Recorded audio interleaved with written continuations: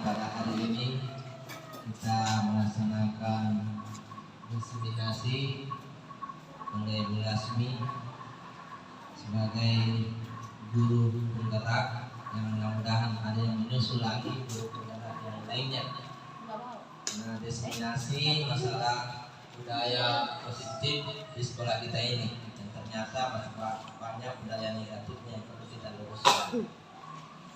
Bapak dan Ibu yang kami hormati, mungkin kurang lebih 30 menit sebelum itu ada beberapa yang perlu kami sampaikan. Sebenarnya hanya yang kami membahas inti-intinya saja yang kami sampaikan. Yang pertama, masalah panitia semester ganjil, tolong diperhatikan, menyusun desain skenario-nya. Nah, sesuai kalender tanggal 5 bulan 12 2022 sebagai semester ganjil. Jadi supaya panitianya membuat skenario-nya.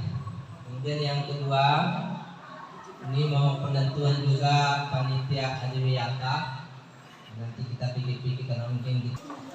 Assalamualaikum warahmatullahi wabarakatuh. Pertama-tama saya ucapkan terima kasih kepada Bapak Kepala Sekolah dan ibu-ibu guru dan bapak guru yang sudah menyediakan waktunya untuk mengikuti kegiatan ini. Baik, kegiatan ini merupakan kegiatan diseminasi positif imbas dari kegiatan guru penggerak.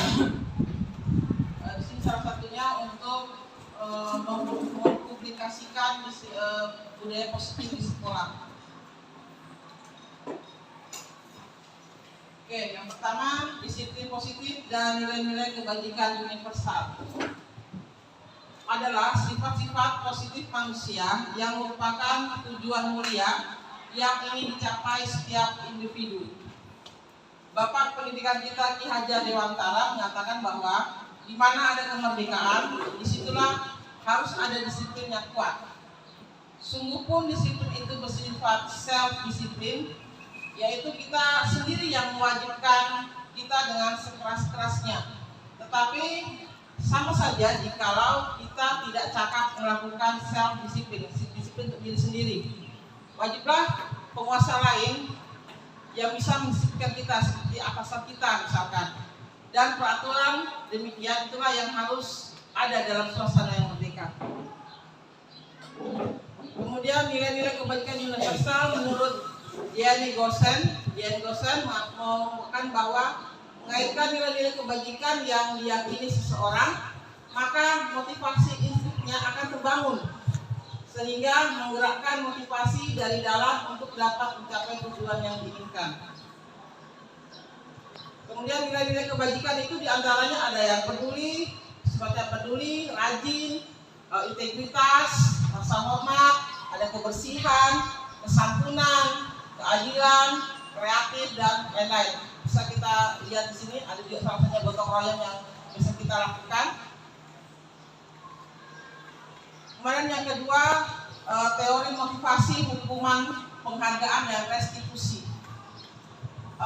Dian Gosen mengatakan ada 3 motivasi perilaku manusia. Yang pertama, untuk menghindari ketidaknyamanan atau hukuman. Yang kedua, untuk mendapatkan imbalan atau penghargaan dari orang lain. Yang ketiga, untuk menjadi orang yang mereka inginkan dan menghargai diri sendiri dan nilai-nilai yang mereka percaya. Nah, restitusi itu sebenarnya itu menghukum, tapi dia berarah kepada karakter, seperti proses menciptakan kondisi bagi murid untuk memperbaiki kesalahan mereka, sehingga mereka bisa kembali pada kelompok mereka dengan karakter yang lebih kuat. Ada yang namanya identitas gagal, ada yang namanya identitas sukses. Identitas gagal itu berupa hukuman, yaitu sesuatu yang menyakitkan, tidak nyaman untuk murid dalam jangka waktu yang panjang, korban mendapatkan keadilan, kemudian murid atau anak akan tersakiti. Kemudian identitas sukses berupa disiplin, ada yang namanya konsekuensi, ada yang namanya restitusi. Konsekuensi itu sesuatu harus terjadi, sedangkan restitusi pilihan. Kemudian konsekuensi rasa tidak nyaman untuk murid dalam jangka waktu pendek, sedangkan restitusi itu dalam jangka waktu panjang.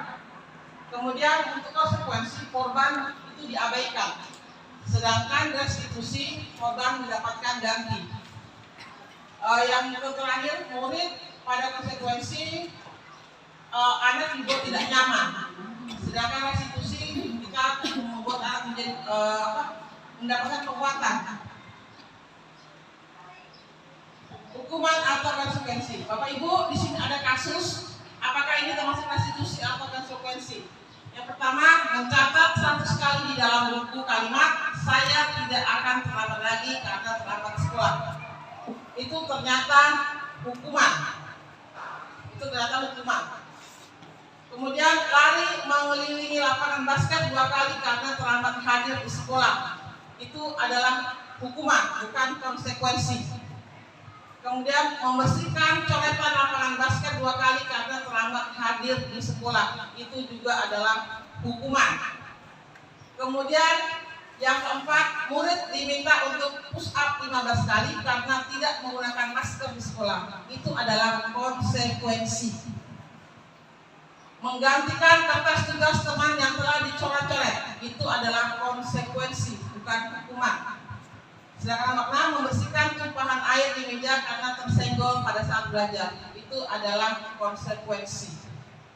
Jadi hukuman dan konsekuensi ternyata berbeda. Saya baru tahu setelah ini. Nah, ini perbedaan hukuman dan konsekuensi. Hukuman sesuatu yang menyakitkan harus terjadi, sedangkan konsekuensi sesuatu itu harus terjadi. Kemudian hukuman anak memberi kedisiplinan, sedangkan anak menghargai kedisiplinan. Kemudian hukuman membuat anak sakit atau fisik, misalkan kita memberikan hukuman fisik untuk jangka waktu yang lama, sedangkan konsekuensi itu dia tidak nyaman tapi jangka waktunya pendek. Kemudian mendorong anak untuk menyakiti diri sendiri untuk hukuman, sedangkan konsekuensi mendorong anak agar mudah menyesuaikan diri. Hukuman konsep diri yang buruk, kemudian konsep diri yang baik bagi konsekuensi. Hukuman adalah belajar untuk menyembunyikan kesalahannya. Jadi kadang anak suka berbohong karena untuk menyembunyikan kesalahannya. Sedangkan konsekuensi anak belajar untuk mematuhi peraturan. Pada hukuman ada marah, rasa bersalah, dipermalukan, merasa tidak dihargai. Sedangkan konsekuensi anak akan kehilangan hak, dibuat tidak nyaman, tapi diasingkan untuk sementara waktu. Jadi jangkanya dia pendek. Kemudian yang ketiga, keyakinan kelas. Mengapa harus keyakinan kelas? Mengapa tidak peraturan kelas saja? Keyakinan kelas adalah nilai-nilai kebajikan pada keyakinan seseorang akan lebih memotivasi seseorang dari dalam. Dia akan tergerak dalam semangat untuk menjalankan keyakinannya daripada hanya sekedar mengikuti serangkaian peraturan tertulis tanpa makna. Nah, ini ada pembentukan kelas, ada prosedur pembentukan keyakinan kelas. Bisa Bapak Ibu baca. Bapak Martinus bisa terbaca?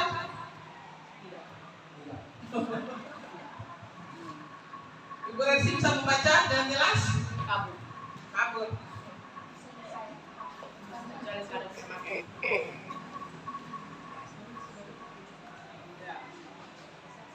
Kalau prosedur pembentukan keyakinan kelas, ternyata kita biasa harus mempersilakan peserta didik untuk mengungkapkan pendapatnya tentang peraturan yang sudah disepakati. Jadi ada pembentukan kelas dan ada prosedurnya. Kemudian yang bukan merupakan tugas murid, menyakiti, mengeluh, merusak barang pribadi atau orang lain, melakukan tugas guru, memutuskan untuk menjadi teman kamu, guru maksudnya memaksakan. Yang keempat, kebutuhan dasar manusia. Ada 5. Pertama, bertahan hidup. Kedua, kesenangan, penguasaan, kasih sayang dan rasa diterima, dan kebebasan. Oke, komponen-komponennya ada kebutuhan bertahan hidup, ada kasih sayang dan rasa diterima, ada penguasaan. Bisa dibaca kebutuhan bertahan hidup seperti apa, kasih sayang dan rasa diterima, dan penguasaan. Kemudian ada kebebasan, kebutuhan akan pilihan, kesenangan, dan merasa senang. Yang kemudian kelima, restitusi. Ada 5 posisi kontrol dalam restitusi. Pertama, posisi penghukum. Yang kedua, pembuat merasa bersalah. Ketiga, posisi teman. Keempat, posisi pemantau. Kelima, posisi manajer. Nah, kalau saya sendiri, saya biasanya posisi penghukum. Itu kalimatnya, patuhi aturan saya atau awas. Kamu selalu saja salah. Jangan buang sampah sembarangan atau saya jewer. Atau biasanya kalau guru suka begini, awas benar, nah, itu namanya penghukum. Itu saya biasanya. Hampir benar. Posisi penghukum seorang guru. Kemudian pembuat merasa bersalah. Ciri-cirinya membuat merasa bersalah, guru itu biasa mengucapkan gini, Ibu sangat kecewa sekali dengan kamu. Berapa kali harus saya kasih tahu kamu? Itu pembuat merasa bersalah. Bagaimana coba kalau orang tua kamu tahu kamu selalu bolos? Itu ternyata pembuat merasa bersalah. Saya juga begitu. Kemudian jadi kita biasanya memposisikan sesuatu merasa tidak dihargai. Kita merasa kecewa dengan perilakunya.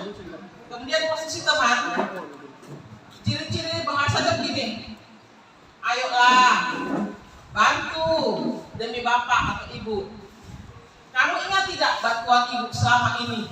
Nah, itu ternyata posisi teman kita kepada siswa. Yang berikutnya, ya sudah, kali ini tidak apa-apa. Ibu bisa bantu bereskan. Itu biasa kalimat-kalimat seorang guru sebagai posisi teman. Ya, itu jarang sekali. Biasanya penghukum atau pembuat merasa bersalah. Yang keempat itu posisi pemantau. Kita bertanggung jawab atas perilaku orang-orang yang kita awasi. Biasanya posisi pemantau itu guru biasa mengucapkan gini, peraturannya apa? Kau sudah tahukah kalau di sini aturannya pakai sepatu hitam? Itu namanya posisi pemantau. Kenapa kamu masih pakai baju biasa sementara kau tahu pakai baju olahraga? Itu ternyata posisi pemantau. Apa kau tahu juga hukumannya kalau kamu salah? Itu juga ternyata posisi pemantau. Kemudian restitusi, posisi manajer. Posisi manajer biasanya itu posisi kepala sekolah. Kita menempatkan diri sebagai kepala sekolah. Jadi bahasanya harus bijaksana. Seperti apa yang kamu sudah yakini selama ini, apakah yang kamu perbuat itu sudah benar atau tidak, itu ternyata posisi manajer. Saya tidak pernah berbuat seperti itu. Kemudian apakah kamu jika meyakininya bersedia untuk memperbaikinya, itu ternyata posisi manajer. Tugas manajer bukan untuk mengatur perilaku seseorang. Kita membimbing murid untuk dapat mengatur dirinya, bukan memisahkan murid dari kelompoknya, namun mengembalikan ke kelompoknya dengan lebih baik dan kuat. Itu namanya restitusi selama ini. Nah, restitusi biasanya ada langkah-langkahnya pada teori kontrol. Pertama juga kalimat penting untuk ditanyakan kepada anak adalah, apakah kamu ingin menjadi orang yang sukses, bertanggung jawab, atau bisa dipercaya? Itu kita menanyakan keyakinan kepada siswa.